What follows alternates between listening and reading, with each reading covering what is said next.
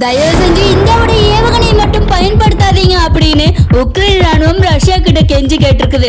Ukraine Russia கூட சண்டை போட்டுட்டு இருக்கும்போது திடீர்னு ரஷ்யா கிட்ட இருந்து ஒரு மிகப்பெரிய ஏவுகணை மின்னல் வேகத்துல வந்து உக்ரைன் ராணுவத்தையே துவம்சம் பண்ணியிருக்குது. உக்ரைன் அமெரிக்காவுடைய ஏவுகணை எல்லாம் பயன்படுத்தி பார்க்குது. அப்பயும் கூட மின்னல் வேகத்துல வர அந்த ஏவுகணைக்கு முன்னாடி அமெரிக்க ஆயுதங்கள் கூட தோத்து போகுது.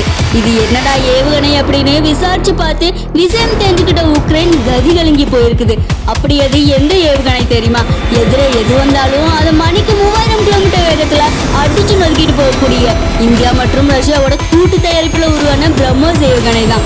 இந்த ஏவுகணையோட பவரை பார்த்து மிரண்டு போன Vietnam, Philippines, Indonesia, Saudi Arabia போன்ற பல உலக நாடுகள் இந்த ஏவுகணையை எங்களுக்கு வேணும்னு சொல்லிட்டு இந்தியா கிட்ட காசையும் கொடுத்துட்டு வருஷம் கட்டி நின்றுட்டு இருக்கு.